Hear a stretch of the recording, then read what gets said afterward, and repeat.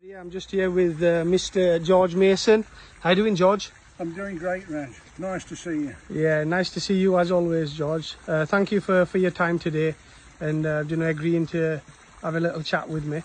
Yeah. It's just really to pass a little bit of knowledge and get a better insight into yourself. I mean, you are a legend in the pigeon, I am, roller pigeon world. The roller pigeon world. So I've had a lot of requests from people saying, are you going to see George? Yeah. And try to get something from George. So just a couple of questions really, George. How did you get into rollers when you first started?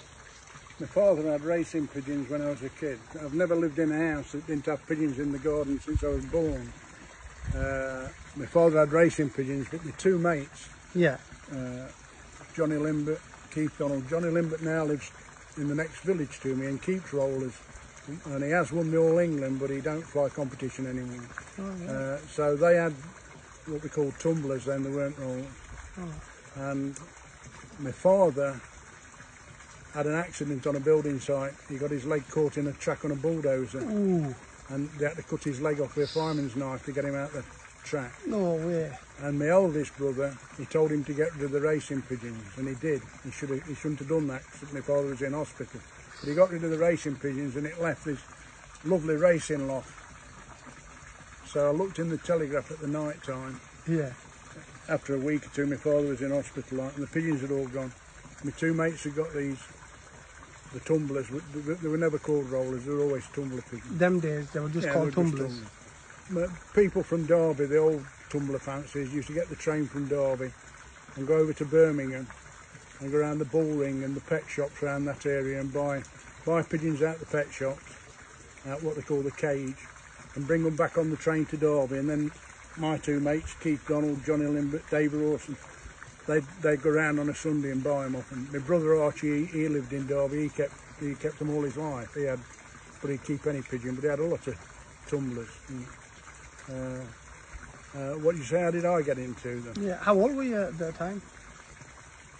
I was still at school when my father lost his leg. And what happened, I'd probably be about 15, just about leaving school. And I got a girlfriend and we were saving up to get engaged, even at 16. And I used to give her some money each week and she used to put it in the post office.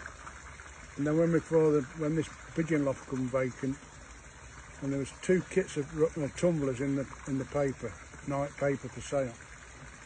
And I said to Dave Rawson, I remember because it was chucking it down in rain, I said, go and tell Millie that I'm finishing with her, I want the money.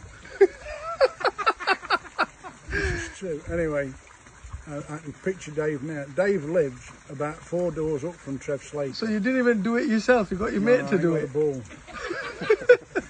So I walked, I can see Dave Rawson pedalling up James's Road where I lived. That was in just on the outskirts of the city in a terraced house, terrace steering. Yeah. And I can see Dave coming up on his bike and it was chucking it down and he was wet through and he got a little box that you used to put the records in, M45, and he got the engagement ring. I think he got an engagement ring. Anyway, I went and bought 2 kits of pigeons and filled my dad's shed round. Yeah, and then they said to me, you'll have to let them out. And I'd only had them a few days, let them out, and I lost nearly all of them. Oh. But eventually... That'll serve you right. Oh, and I was on the bread round as well. I'd be, 16. I was on the bread round at Melbourne, which is just over the bridge here. And there was an old fella called Harold Brunt. And he'd only got a little tiny shed, and he only kept about a dozen pigeons. And he used to get his wife, she used to write to Tom F. Brown at 4 Bath Square, Ardross in Scotland. And she'd write to him as a woman, obviously, asking for rollers.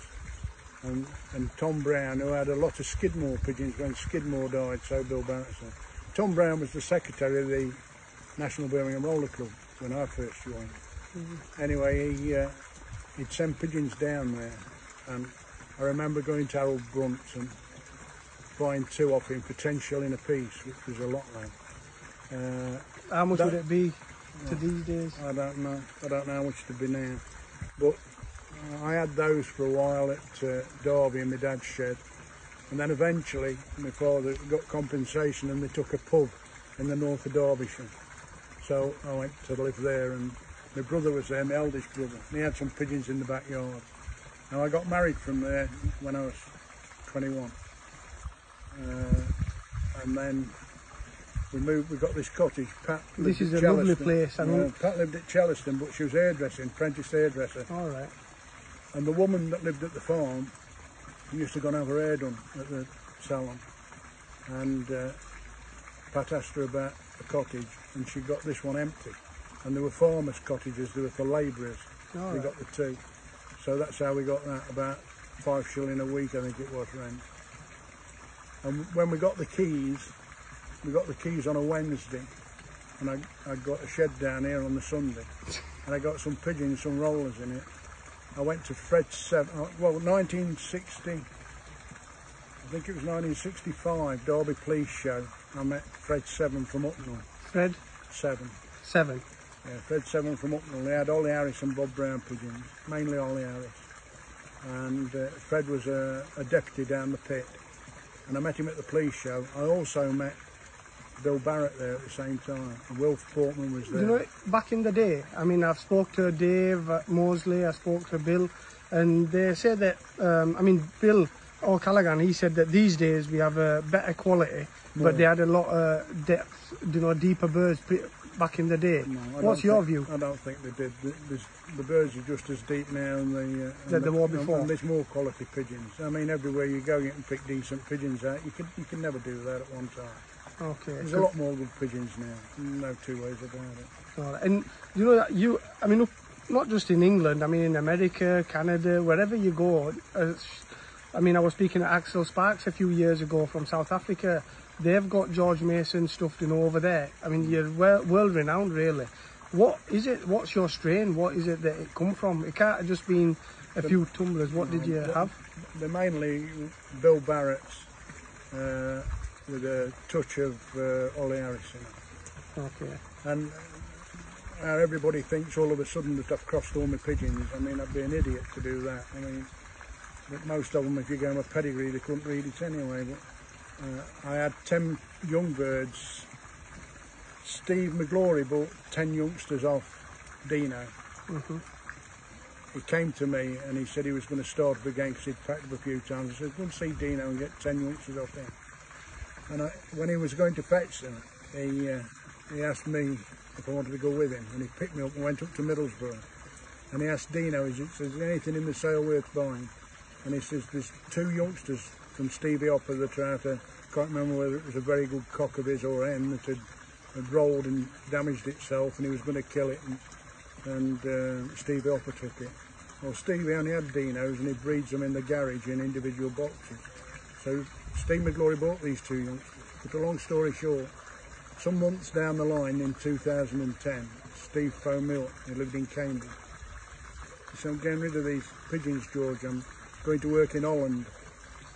I ain't got time for them. Are you interested? I said, yeah. And I'd be lying if I told you, but I think he said he wanted £200 from something. I said, bring. Now, I've been impressed with Dino for years. Before Dino flew in competition, Dino flew with pigeons years back. He's a good guy. But he only had about, good friend of mine. He'd only have 12 or 14 pigeons when you went round sometimes. He'd kill them if one flew him in his face. He'd be dead. He'd kill it. I mean, that's how, even if it was his best pigeon, if it was in the shed and it flew in his face, he'd kill it. You know, and that's why he never got many. And I know I could have gone and got some off Dino. I could have gone and said to Dino, lend us a hen to try or something. I thought if I have these 10 and he'd bred 1 or 2 youngsters out on, I'll be able to fly them here every day, and then I'll soon know how good they are. What about and I finished up with the hen that I finished up using was off one that Steve McGlory bought at Stevie Hopper's. Okay. What I called Scone Lady. Yeah. And I bred off her, I paired her on a couple of my cocks, so occasionally she comes on the pedigree, but that's the only pigeon. And prior to that, the cross was, I got a pigeon from a cockbird from Jackie Morrison in Aberdeen, who's had Bob Brown pigeons for years, and he had Gary Crosley's pigeons from Middlesbrough when Gary packed in. Gary was like, how you got Les and Dino, and you had Les and Brian Little Bit. Yeah. Little Bit was always at Les's, and he had Les's pigeons, and Dino. But Gary Crosley was in between them two. Gary had all Les's pigeons, and Gary flew some smashing pigeons. And I remember, I don't know what year it was, I heard that when I was up in Middlesbrough that Gary had packed in, or he was packing in, he got rid of his stock pigeons, and Jackie Morrison in Scotland had the stock pigeons. But Jackie don't fly competition, but I speak to him regularly over the last 20 years. You know, I mean, his wife phones every day, but I asked Jackie, I said, are you breeding this coming year? And he said, no, why? I said, lend me your best cock. He said, there's one that's 8-year-old, a checker cock. He said, it's always been in the team. He said, it's real good quality. Or there's one a bit younger. I said, I'll have the older one. Okay. See you, Dave. And I fetched the older one, and I called it, what do you call it? I mean, up and down country, so many people have got your strain. How would you advise them to bring the birds on and get the best out of them? What do you do? It's difficult to tell them, because I can tell them what to feed. I mean, if you mix your feed up 3 parts wheat, 1 part barley and 1 part Milo, and if you're using, let's say you're using a baked bean tin as your measure. Yeah, for 20 birds. For 20 birds. If they leave any of the barley, the next time you feed, you give them that much less in the tin. Okay. A little bit less, ½ inch down the tin, until they're clearing all the barley up. Okay. And if you do that, your team of pigeons will all be in roughly as near as damn at the same body condition. Right. So once they start leaving the barley, you cut the feed down, and then you'll get a balanced team of pigeons. But to tell somebody how to feed them, feed pigeons here might be different to feeding them down London. Yeah, I mean, you've got a somebody in South Africa, if I'm telling them how to feed pigeons, it'd be a waste of time. It's a different climate. California, different climate. I mean, you've got a beautiful place here, a beautiful setup, nice, flat, open grounds. And I know you mentioned before about the environment has a lot to do with the pigeon, you know, like where you live. Can you just elaborate on that one for the viewers, please? The only way I can explain it to you, or the best way, and it sounds like I'm boasting, and perhaps I am, but the prevailing wind is southwesterly. A southwesterly wind takes my pigeons downriver. Yeah. And when they turn onto the right wing, if they come all the way round, they'll break on this corner. But 9 times out of 10 on a southwesterly, they'll drop back on the left wing, so they miss the break. But if I get a northeast wind, which makes them fly up the river up there, that's when they fly a different pattern, different style altogether, and that's when I get my best flies. And to elaborate on that, I think it was 2005 or 2006. I won the National Old Bird Fly, the All England Old Bird Fly, and the Midland Old Bird Fly with the same team of pigeons, same year, and they all flew up the river. And I can assure you, if they'd have been down there, if the wind had been, I'm not on about strong wind. If they'd have gone down there, they wouldn't have won it. That's the location. Right. There's a lot of people in England, well, not a lot, but there's a good few that have got good locations. If you ask Les Bazant, where Les used to live, and where he lives now, he'll get. I knew as soon as they showed me where he lived, I said, Les will have more good flies where he lives now than he ever did at the old house. How do you determine what's a good location and what isn't? What do you? Because for me, I think of open spaces, open fields. It's not a. But you said something different, so. It's into open space. Even Trev said the other day, and he's been coming for years. Trev was up at that island up there where you drop down onto the 50. And if you go round the island and pull up and look, the 2 towers that you see over here in the field, you're looking down like that at them. I'm at the side of a river, so I'm at the lowest point, but when you stand in here, you think it's all flat. If I take you 1.5 miles in that direction, you're looking down. I'll take you up one day when you've got time and show you, won't believe it. I'm flying right in the bottom of a valley. Almost like a ball in a dip, in a real dip. So is that a good location? Usually whenever I look for a house or out like that, my missus looks at the house and I just look at the garden and where it is. So what should I be looking for? Ideally, you want a house, find out what the prevailing wind is, and most of England it's southwesterly. And if you can get a locate, so if the prevailing wind is southwesterly, that means that's what we're getting nearly all the time in England. So you want a house that's the southwesterly winds coming into the hillside and lifting them up. But if you get too much lift,